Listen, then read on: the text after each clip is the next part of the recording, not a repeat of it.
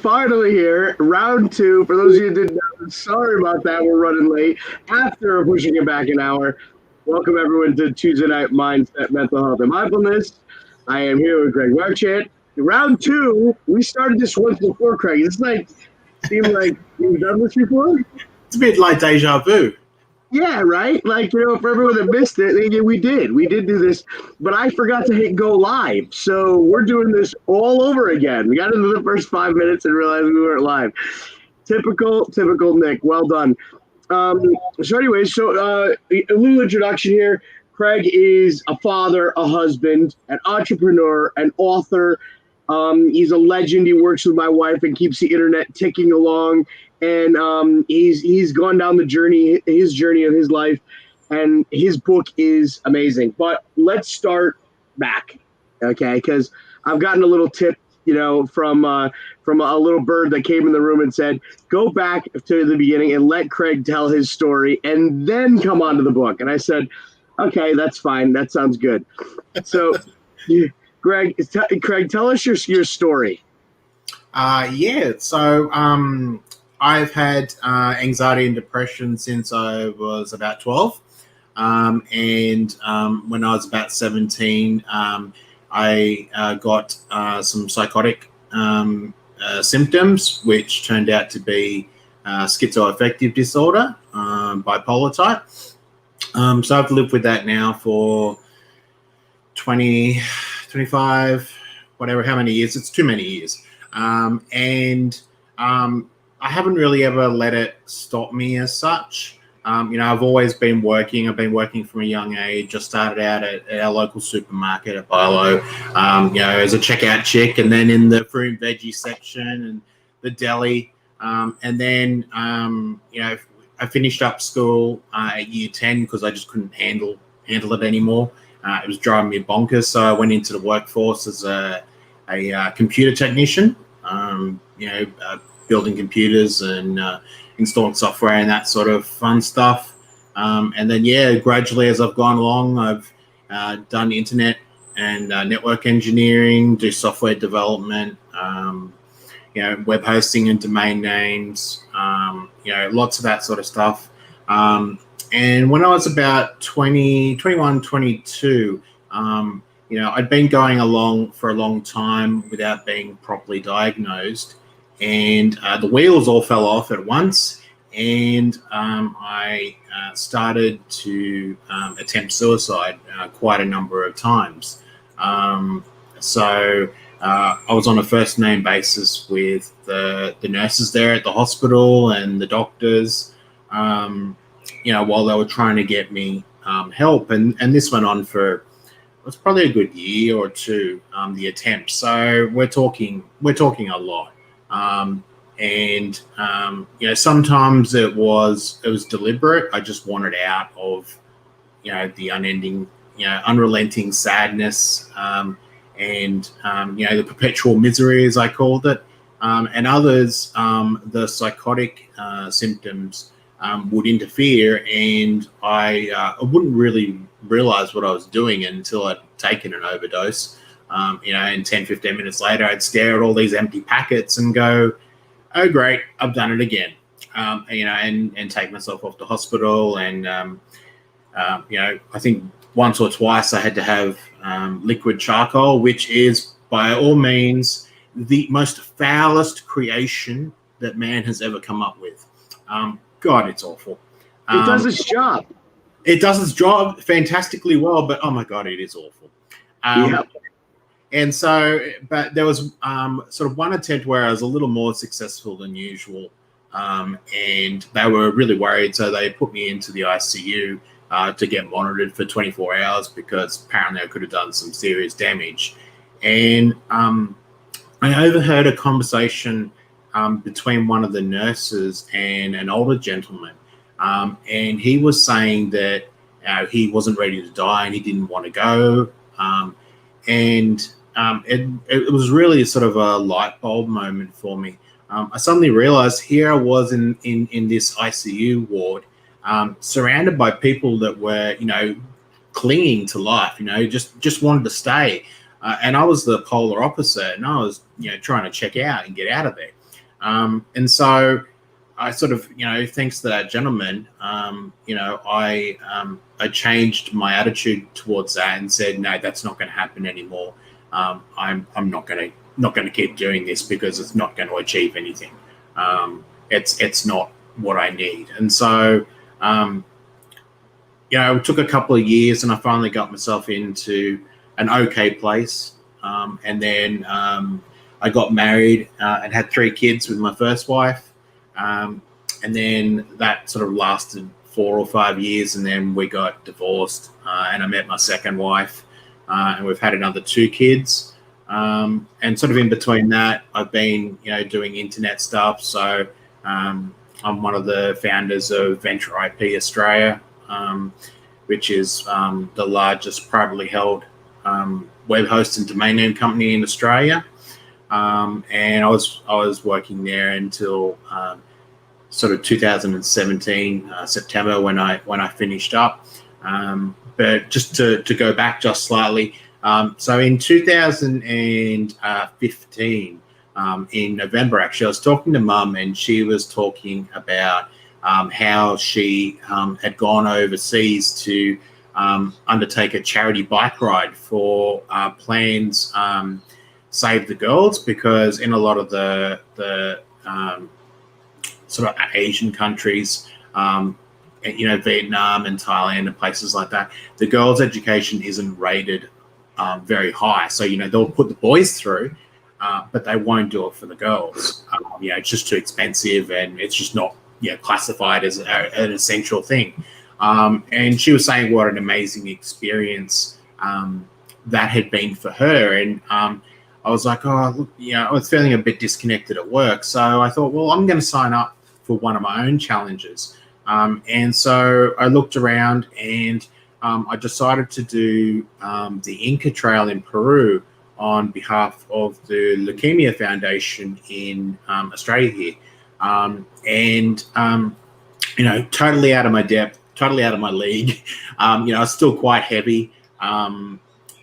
And anyway, so May of 2016 came along, and jetted off to Peru, and met the team, and did a few sort of acclimatization treks, because Cusco, where we sort of start off at, it's quite a high altitude. So you notice at the moment you get off the airplane, you go, whoa, Nelly. It's very different to just where we are here in Australia. And so we started the Inca Trail, and day one was pretty simple. We started about lunchtime, and it was a reasonably easy sort of trek day, and we camped overnight next to some ruins. And then on the second day, I found it to be really challenging. I'm not really sure. I think my mindset wasn't quite in the right spot on that day. I had all the voices and everything saying, you can't do this. What are you doing? You're too heavy. Who do you think you are? And I had a little bit of altitude sickness, nothing major, but just, tiny little element of it. And the guide came over to me and said, obviously you can stop if you need to and go back to Cusco, and you can catch the train up to Machu Picchu and like meet the rest of the team there. But he said, I've seen bigger and heavier people than you complete the Inca Trail, and I believe you can do it. And I've never had anyone tell me before, outside of family, that I can do that. That I they believed in me, and so that was a real big sort of firecracker, so to speak. And yes, I trudged through the second day. And the third day, it was raining in the evening. I think I got into camp about, it must have been 7 o'clock at night. Everyone else had been there since 5:30, and I rolled in at 7 with the guide. When I woke up, though, I was rewarded with probably one of the most amazing images I've seen, which was, so where we were camping, the clouds were actually underneath us. So I got some amazing photos of that, and the Inca Trail really challenged me, and so we got to the end of it, and I was really invigorated and really happy with myself. And we actually got back to the hotel at Cusco there, where we were staying. And I sat on the steps and I felt completely empty again. And I couldn't work out, what was going on. And our team leader came over to me, and he said, "Oh, you're all right." And I'm like, no, to be honest, I'm not. I feel really weird and empty and that. And he said, "I get that same sort of thing as well. It's because you've had this challenge, at the forefront of your mind now since, however many months it's been, and suddenly you've done it and you've conquered it. What's next? What do you do now?" And so I came home and, I was hoping that the disconnect would be gone at work, and it wasn't. It was still there, and it was probably even stronger. So yeah, in 2017, I decided that was it. I was going to, start to work on something different, and it took me a little while to sort out what I wanted to work with. And then I realized, well, I've got all this experience with, managing my mental illnesses, and all my doctors and psychologists and psychiatrists have always said, you're really lucky because you got terrific insight into your illness, and obviously with my psychotic symptoms, 9 times out of 10 I can tell it's crap I'm seeing. So I'm lucky because most people can't. They get completely caught up in it, and they can't tell. They can't say, "Hey, that thing over there, it's not actually there." Whereas I'm lucky, and I get that. So I I've taken it on as my mission to try and increase the awareness of mental health, but also to give hope to the thousands of people that are suffering from mental health illnesses, and say, look, it's a hard slog, and unpopular theory here, but you may not actually ever get over it 100%. And I've come to accept that with myself. I don't think I'm ever going to get over it 100%. And I have really fantastic days where I'm really, so this is the bipolar type, where I'm really high, work output's about 200%. It's insane what I can turn out ideas wise and code wise on those sort of days. Then I get my normal sort of, where everyone generally sits, and I'm about 80 to 100% productive, and things don't come quite as easy. But then, oh boy, I get the really down times, and they come reasonably frequently. And my work output might drop 30%. Like I might not be able to do almost anything. And so I've had to, come up with, different ways of managing that. So when I am like that, other people can step in and help me.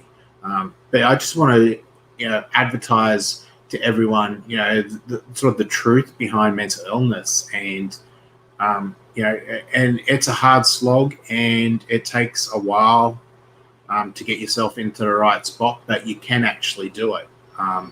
You can learn to live with it. If you're one of the lucky ones where eventually it's gone, that's fantastic. I'm totally stoked for you.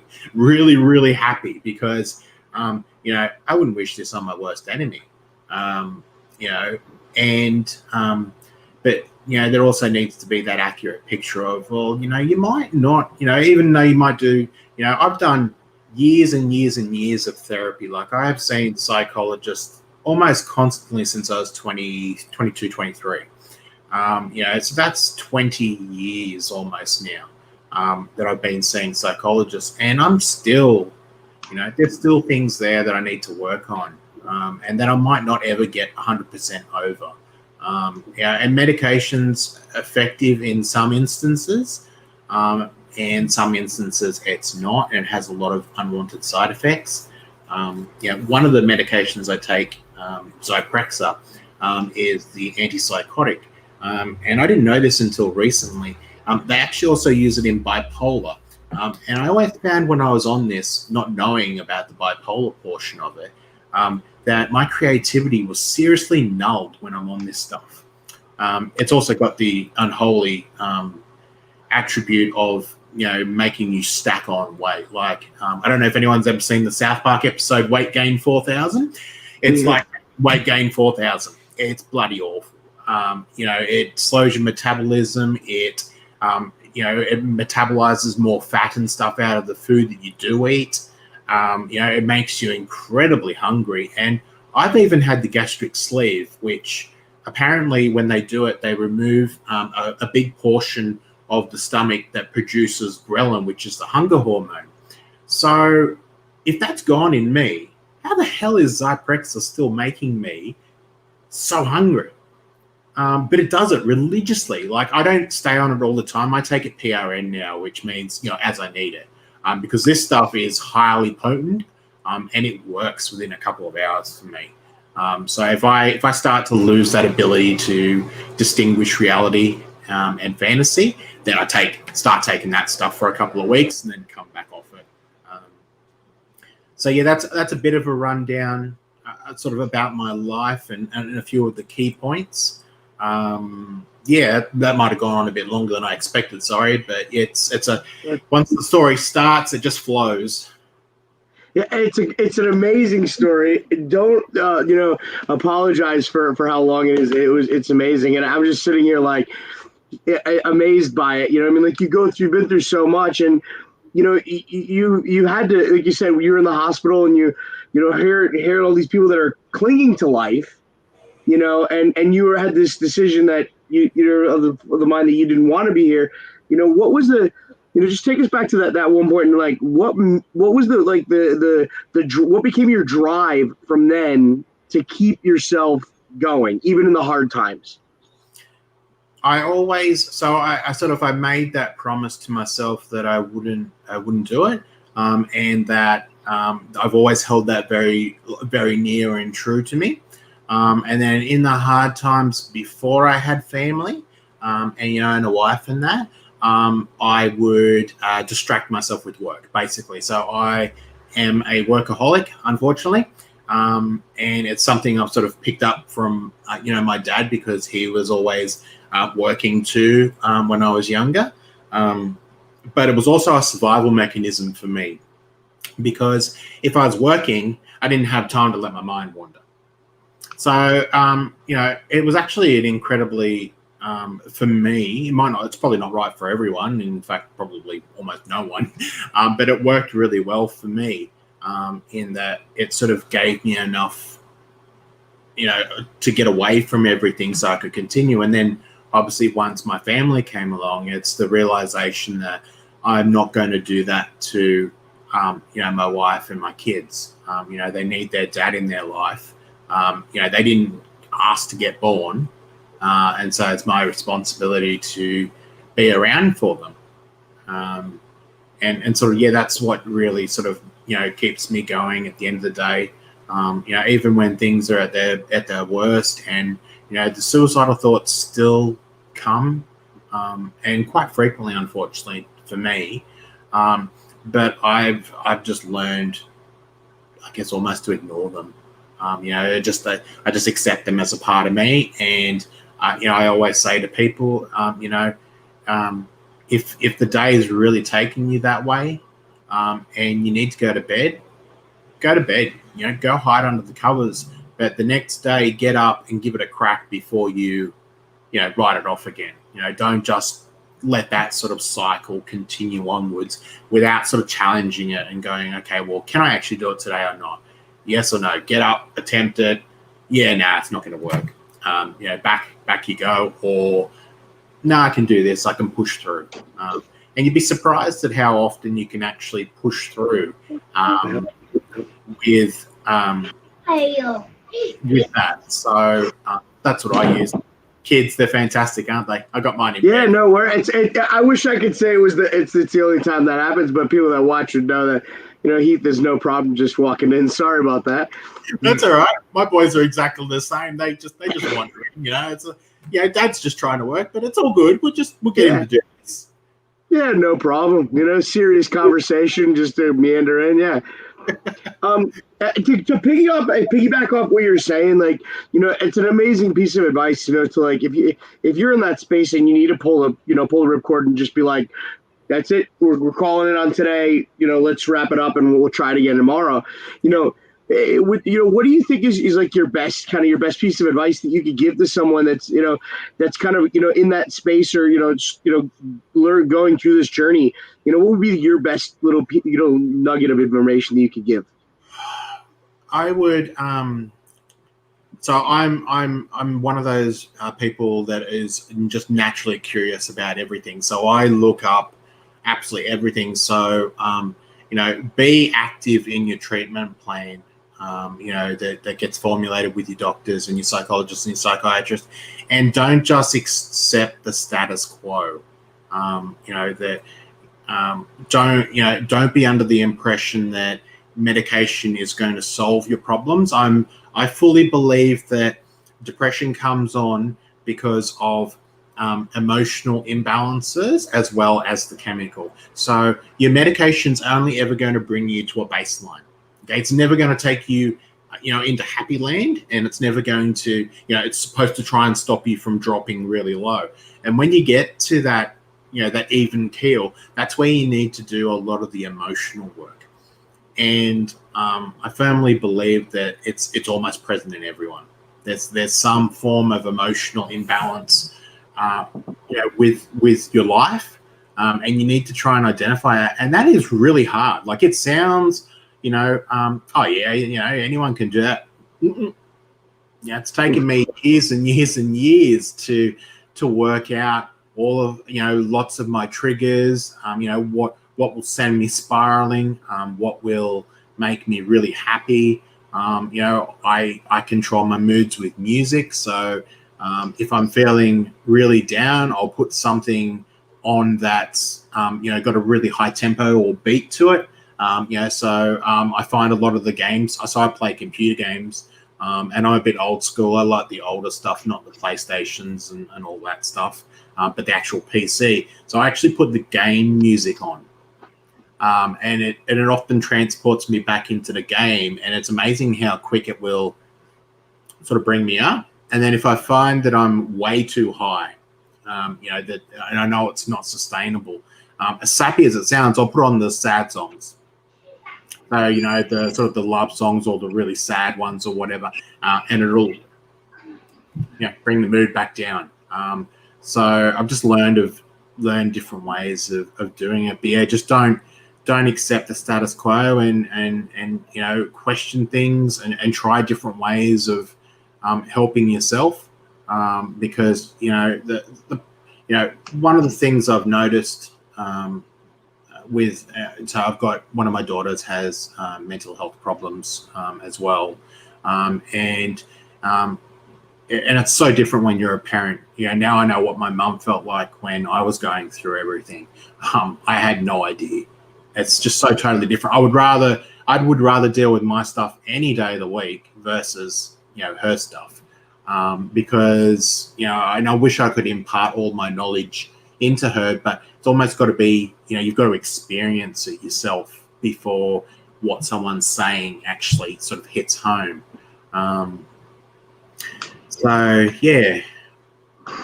And to go on to the book, what was that what brought the book on? Like, having this knowledge, wanting to share the knowledge, is that really where it came from, or what was the driving force to start writing the book? So while I was trying to work out what I was actually going to do when I finished up at Venture IP, I went to it was a Melbourne Entrepreneur Startup Conference, and I think it was in October 2017. And I saw a guy up on stage talking, and his name's Sam Cawthorn. And he's absolutely amazing. He's so mesmerizing to watch when he presents on stage. And a lot of what he said, I could see parallels with my life, but just in different circumstances.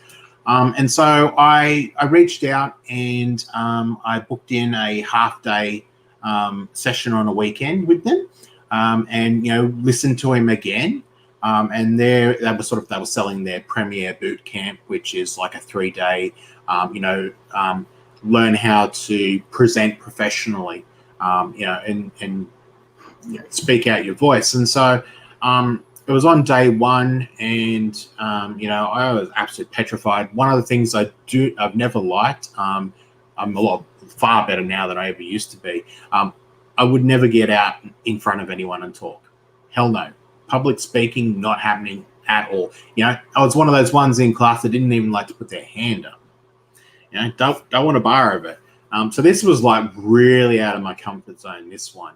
And it was during that where they were saying, what service can you provide to the community that would be of value that someone else might not necessarily have, because everyone's got a unique selling point, a unique proposition.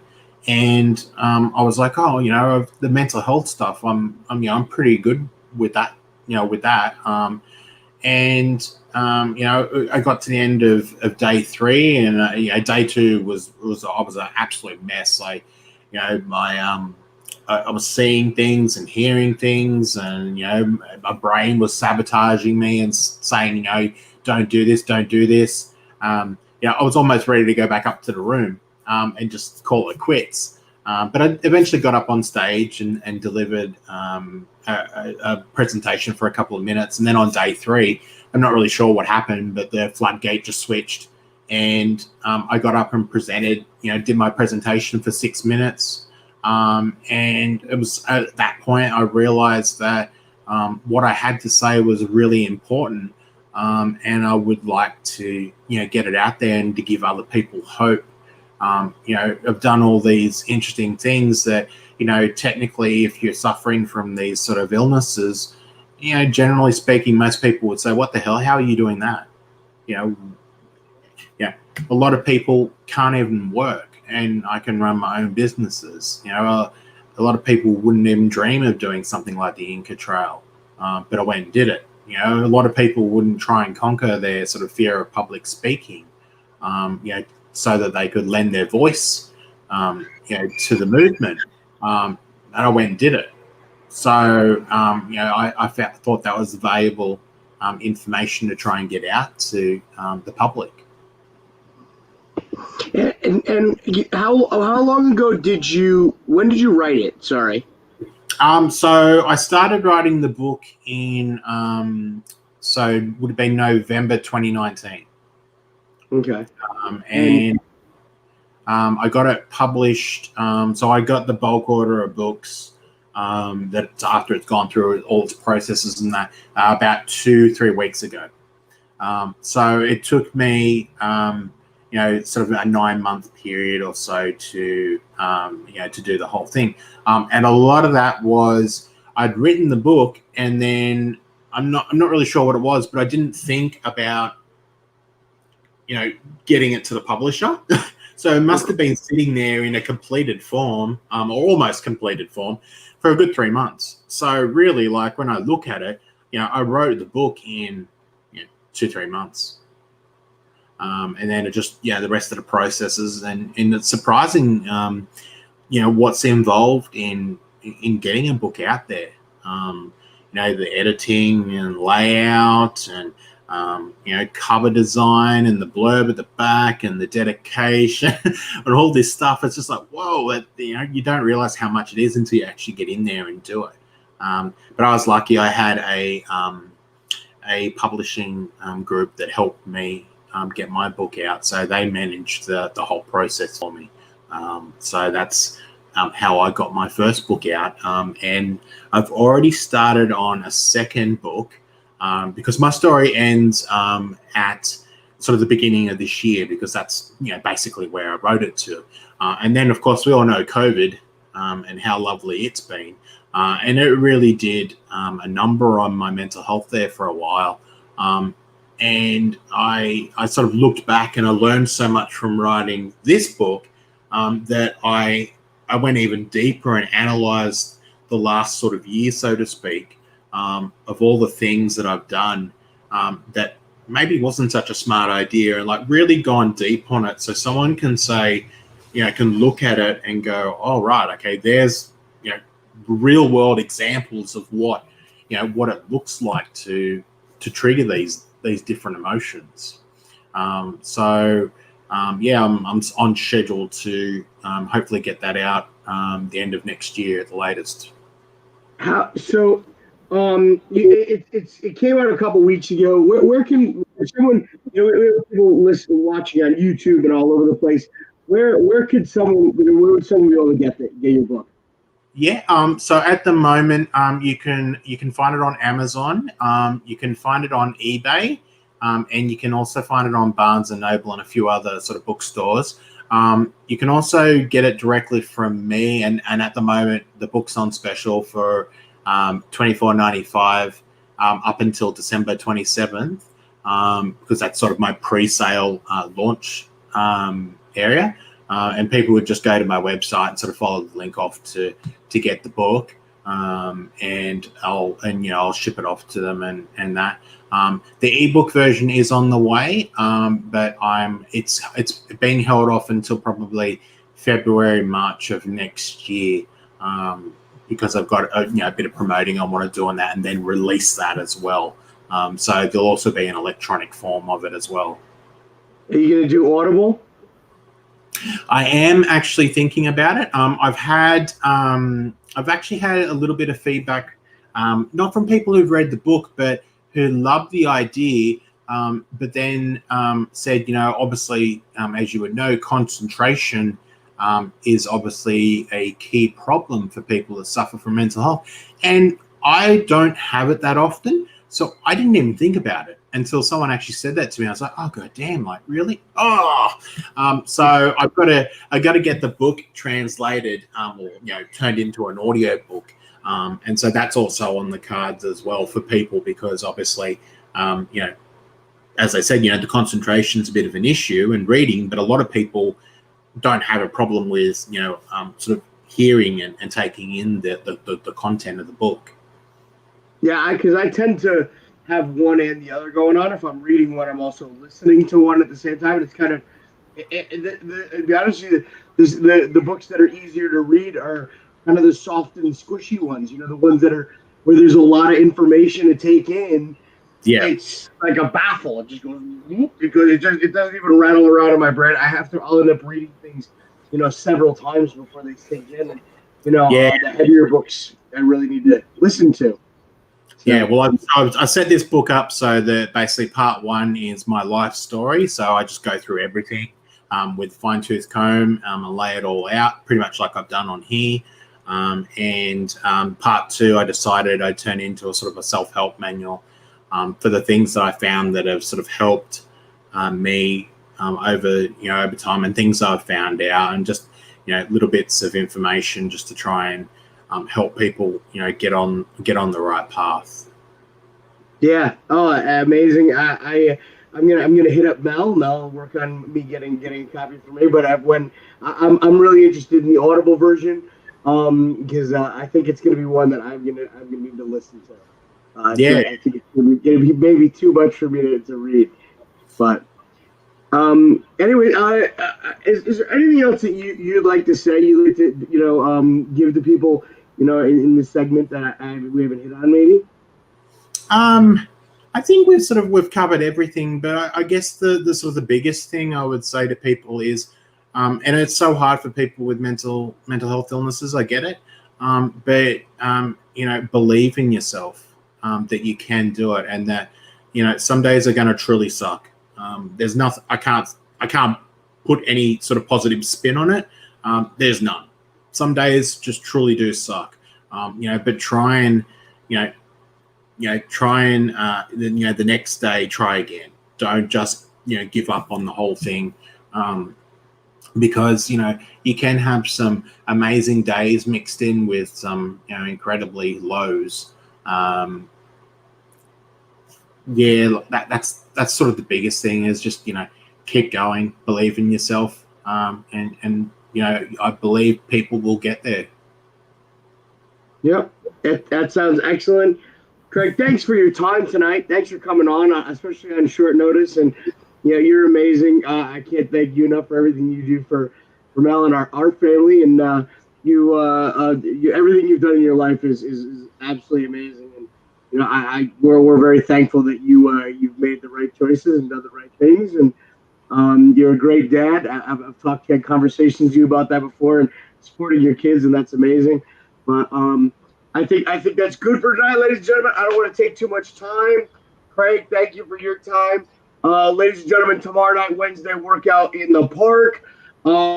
Justin Priestley from Tanked will be there for meditation, so don't miss out on that. Also, camp on Wednesday. So I don't not too much time next week. Next week is the second Tuesday of the month, and we'll have Justin on for that for meditation as well. Ladies and gentlemen, thank you very much. Craig, thanks for your time. Thank you for so coming on. much. And I will talk to you very soon. Ladies and gentlemen, have a great week. Thanks, everyone.